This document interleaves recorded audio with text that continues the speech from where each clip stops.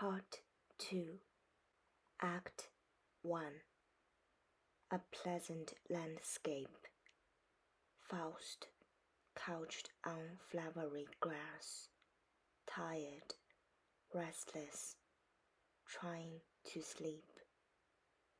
Dawn, chorus of spirits, pleasant little creatures hovering in the air, singing, accompanied by aeolian harps. Now when the spring blossoms are floating down on the world, and everywhere green cobs catch the eye with their promise, we little elf spirits eagerly give what help we can. We grieve for a man in misfortune, no matter who he is, a saint or a sinner. You elves, circling above him, behave as good elves should.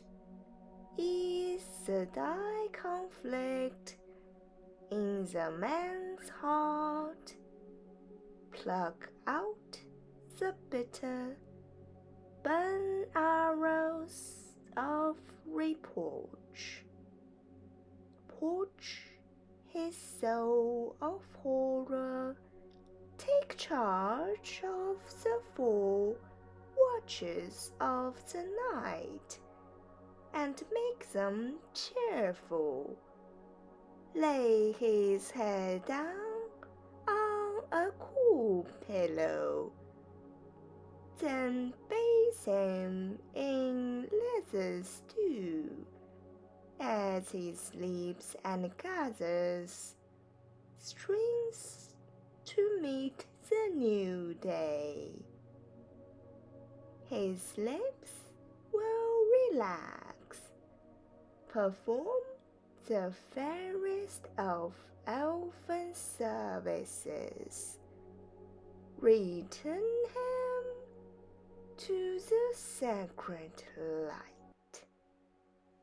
Singly, in pairs or full chorus, in turn, with gentle breezes fanning this woodland plot, twilight lets fall its veil of mist and its sweet scents, whispering peace, lulling the heart like a child's, closing the day's door for these weary eyes. Night has fallen, the holy stars come one by one, great lights and little lights, shining afar, glittering near, glittering in the lake, shining aloft in the clear night.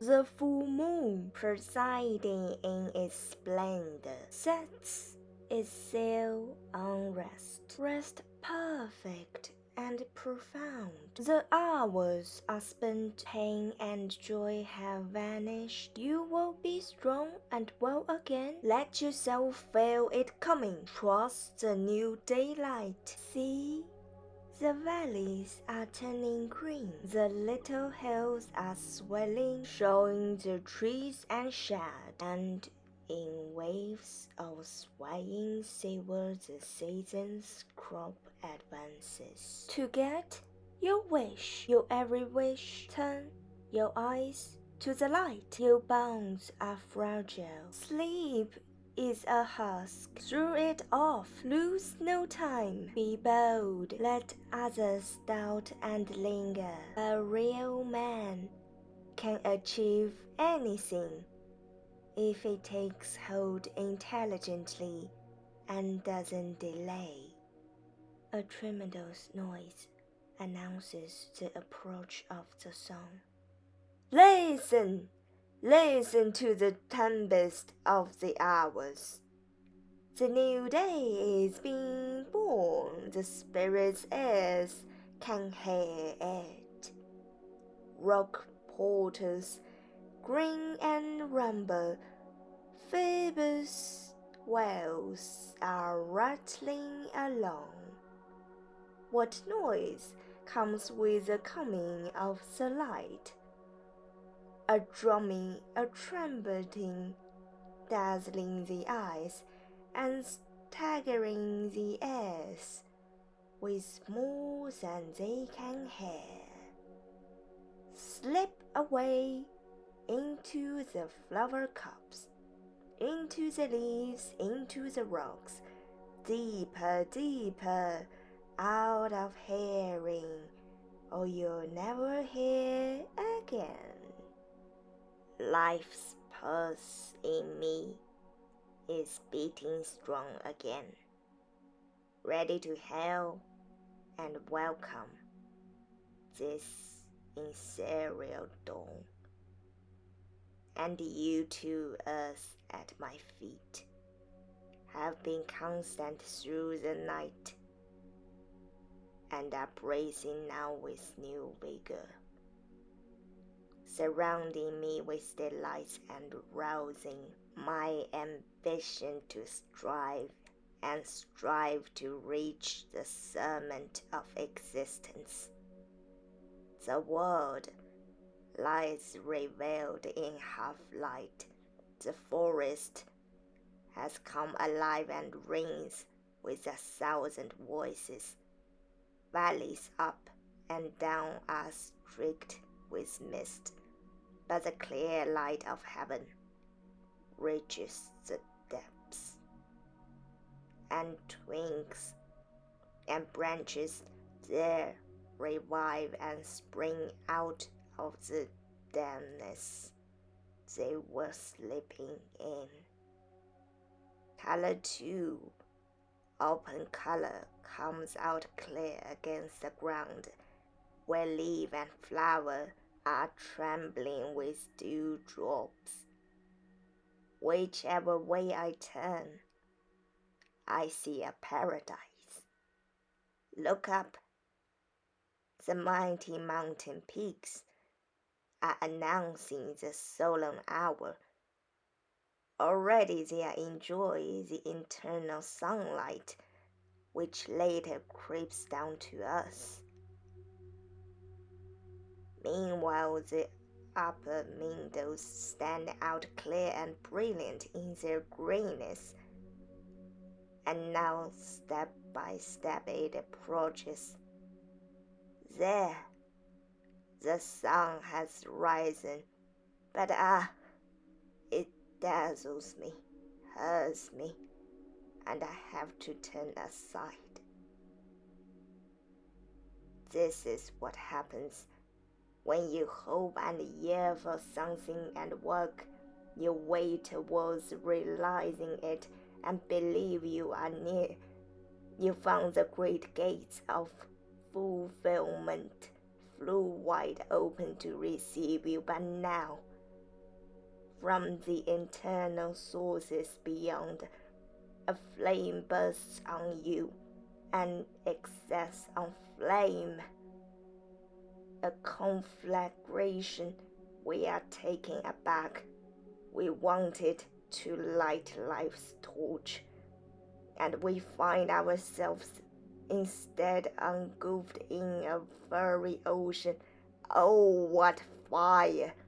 Is it love? Is it hate that wraps its flames about us?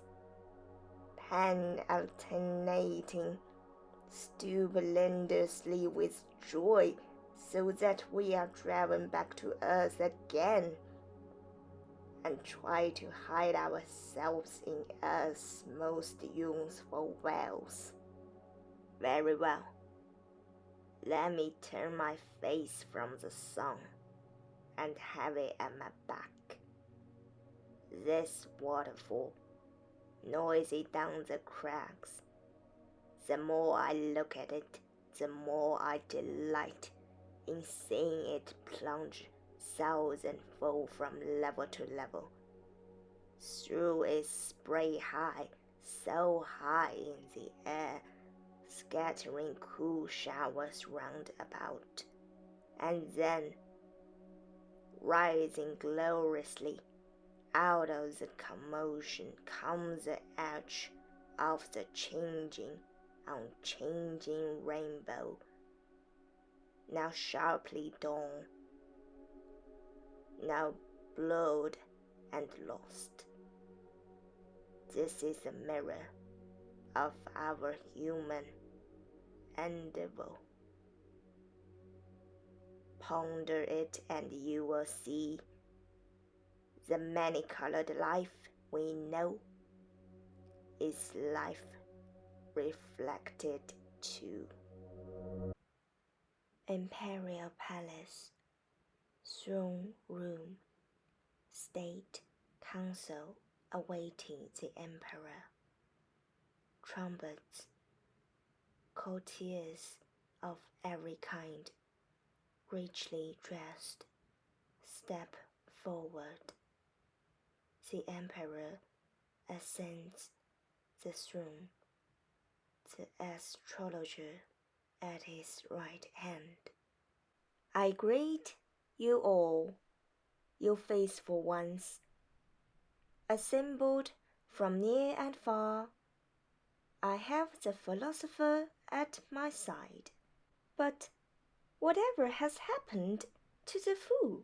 He collapsed on the stairway right behind you. They carried him off in his fact. Dead or drunk, we don't know yet. But immediately, instantaneously, another offered himself. Amusingly dressed but weird-looking, the watch is holding him at the door with crossed spears. There he is, the brazen fool, kneeling before the throne. What is accused and always welcome, what is desired and then dismissed, what is forever being protected, what is first censured, then accused, who mustn't you summon, whose name does everyone like to hear, who is approaching your throne, who has banished himself. Spare your words. This is no place for riddles. I leave it to these gentlemen. Hear you. You answer. I'd be curious to hear what you say. I'm afraid my old fool has gone for good. Take his place and come beside me. Mephistopheles mounts the steps and stands on the left. A new fool, new trouble. Where does he come from?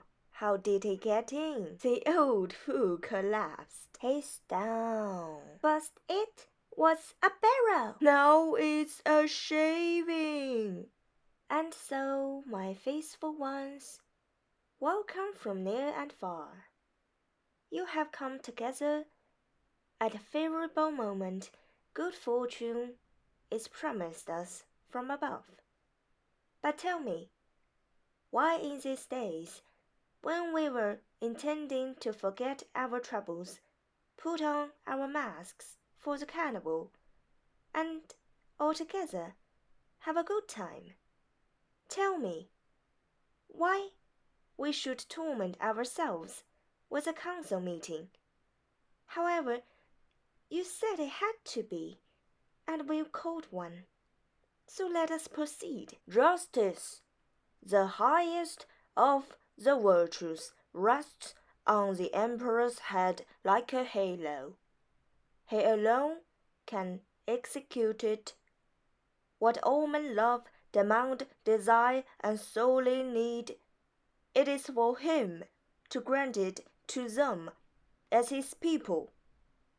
But what use are intelligence, kindness, readiness to head, heart, and hand, when the body politic is in a raging fever and a single evil breeds a host of evils.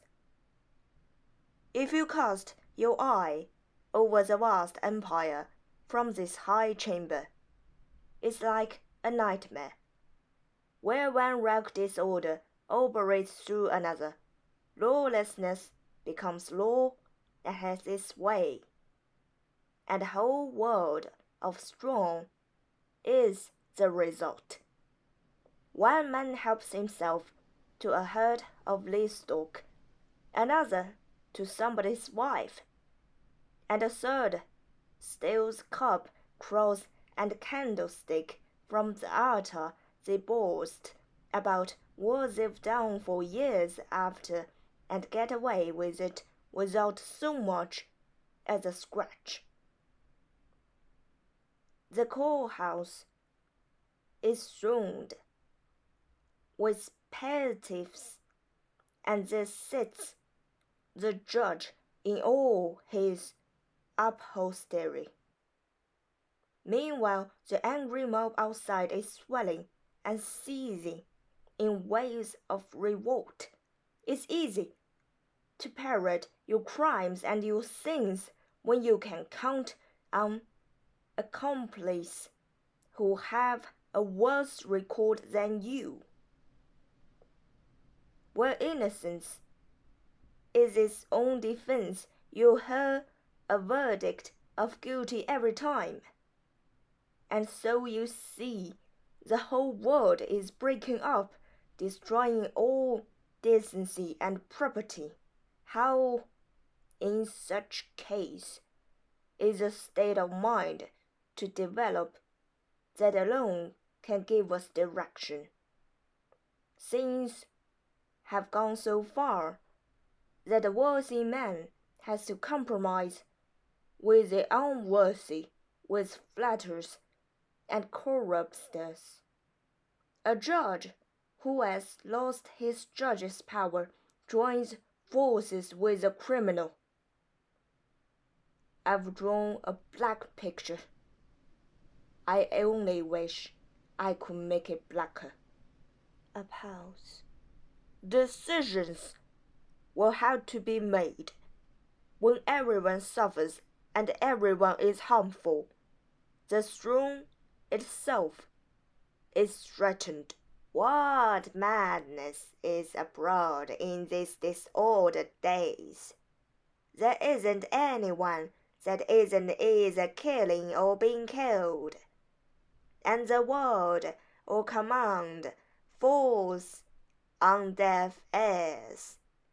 The townsman behind his town walls, the knight perched in his rock-bound castle, have pulled their heads together and decided to hold their resources and stick it out. Our mercenaries are getting impatient and shouting for their pay. They'd take off altogether if we didn't own their money. Let them all want a thing, and it's like putting your head in a wasp's net to forbid it. They're supposed to guard the emperor, and the emperor's being pillaged and devastated from end to end violently. We do nothing to stop it. Half the world's wretched already, and our neighboring kingdoms think it's no concern of theirs. You can't count on allies. The subsidies they promise us are like tap water that doesn't run. Besides, in your vast empire, sir, who owns the property? Wherever you go, you find a newcomer settled in, and he wants his independence. All you can do is to look on.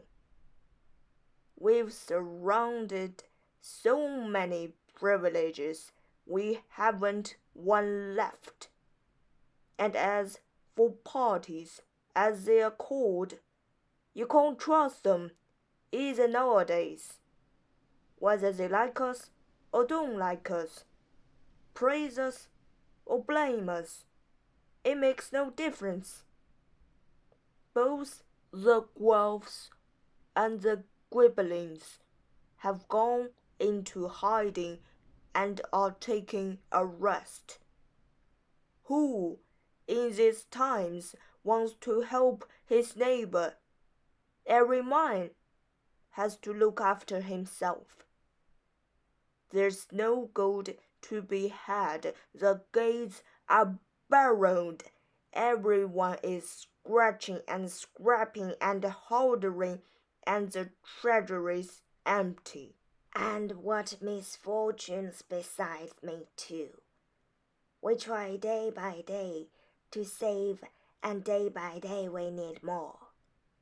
And every day brings new troubles. The cooks have nothing to complain about. Broths, Venetian, house, turkeys, chickens, geese, ducks. All these come in pretty regularly as payments in kind. But we are short of wine. We used to have baron on baron in the cellar. The best vineyards, the best years. But the endless boozing of this noble gentleman has consumed our last drop.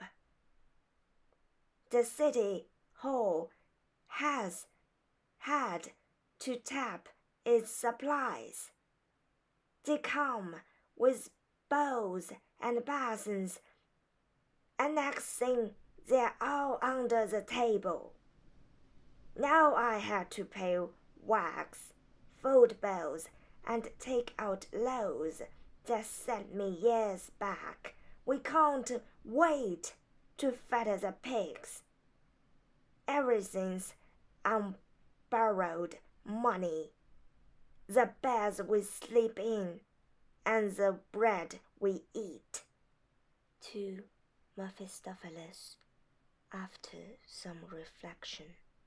Tell me, fool, haven't you any complaints? Not me. When I see you and your retreatness in all this splendor, how could confidence be lacking when your majesty is obeyed unquestioningly? The army is ready to scatter its enemies. Good well, shared practical good well is at your service. And activity of every kind? Under these circumstances, how could evil forces gather against you? When such stars as these are shining, how could there be darkness? He's a scamp. He knows the game, baffles his way in, for as long as it lasts. I can tell you now. I know what's behind it. What is it then? Some new proposal. Wherever you go in this world, there's always a shortage of something. It might be this, it might be that. Here is money we're short of. Now you can't just pick up money from the floor, but there's nothing sunk so deep we can't get hold of it if we use our wits. There's gold, coined and uncoined, under old walls or in the belly of the hills. And if you ask me, who is to unearth it? An intelligent man, using the brains that nature gave him. Nature! Brains! You can't talk this way to Christians. We're born asses for that, because such talk is most dangerous. Nature is sinful. Brains are of the devil. Between them they breed doubt. A misshapen bastard. Don't talk that way to us. In our ancient domains, two powers have arisen to support the throne, the clergy and the nobility. They beat off all attacks, and they take church and state as their reward. If a rebellion breaks out in the confused mind of the mob, who's behind it? The heretics and witch masters. They're the ruin of the country, and this fool's one of them. He's trying now, with his smart talk, to smuggle them into this high company. Don't trust them. They're treacherous, just like you learned, gentlemen. If you can't touch a thing, it doesn't exist. If you can't grasp it, it miles away. If you can't put it into figures, it's not true. If you can't weigh it, it has no weight. If you can't coin it, you see it's false. This won't solve our problems. What's the good of your Lenten sermon? I'm sick of all this arguing. We're short of money. Get us some. I'll get what you want and get you more. It's easy enough, but easy isn't easy. The stuff's there, but the trick is how to get it. Who knows? But just consider, in those terrible times when human flaws swept the land and the people, how many a one in his fear and dried head away, what was dearest to him in some place or other?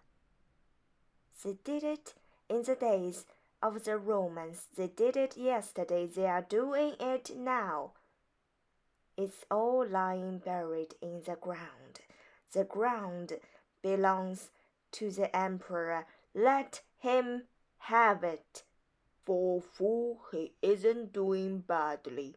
What he claims is the law. There's something wrong about this.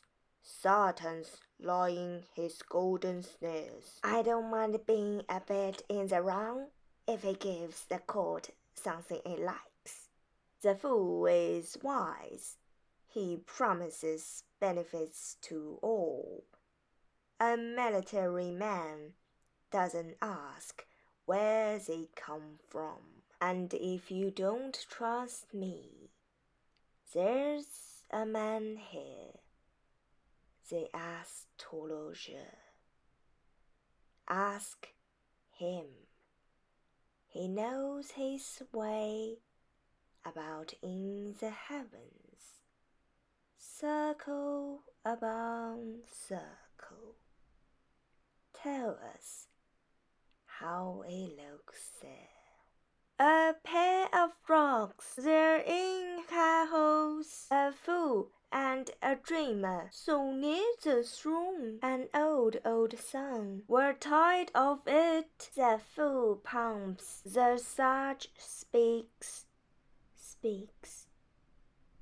Mephistopheles pumps. The sun is all gold. Mercury is running errands for pay. Venus is putting it over all of you, eyeing you sweetly early and late. The moon is chaste and moody. Mars is either striking or straightening. Jupiter is the handsome one. Saturn is large, but looks small so far away. Not greatly valued as metal, but heavy, yes. When sun and moon accord gold with silver, then all is well in the world.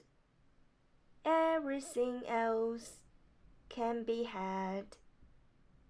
Palaces, gardens, women's breasts, red cheeks.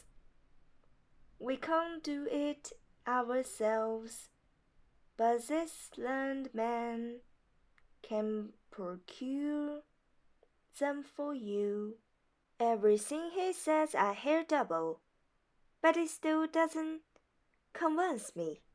What does this mean? A worn-out joke? An old wives' tale? A phony science? I've often had it, been fooled before. Just let him come. He's a swindler.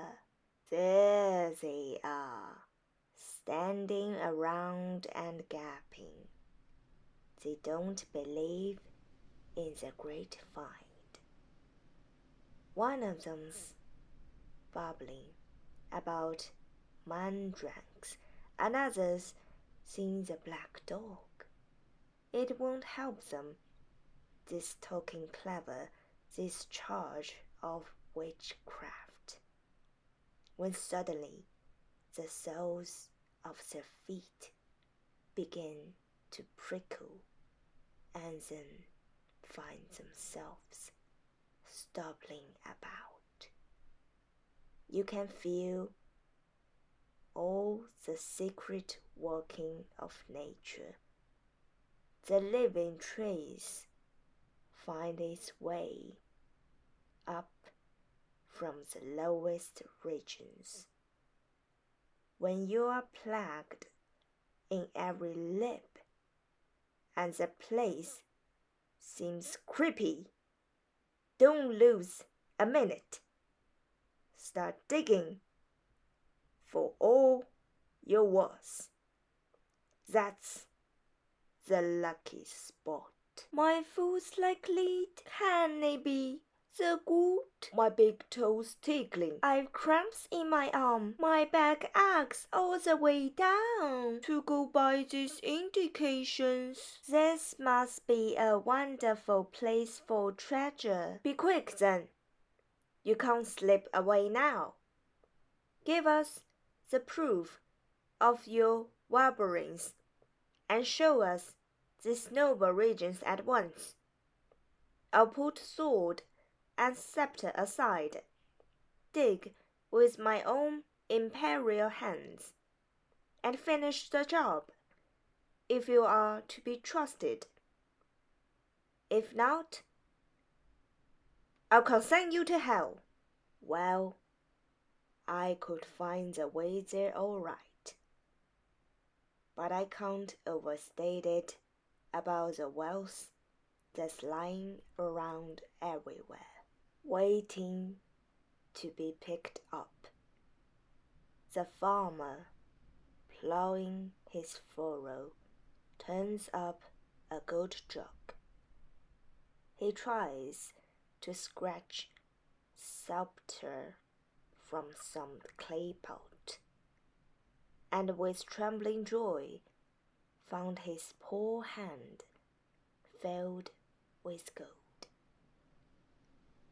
What walls there are to open, what clefts, what passages the treasure hunter must enter to join the company of the underworld. In old cellars he'll find rows and rows of plate, ruby goblet, and, if he's so minded, there's casks of old wine to hand. But, would you believe it, the wooden Stars have rotted away and the inner crossed holes. Wise seek the night not less than gold and jewels. A wise man searches undismayed.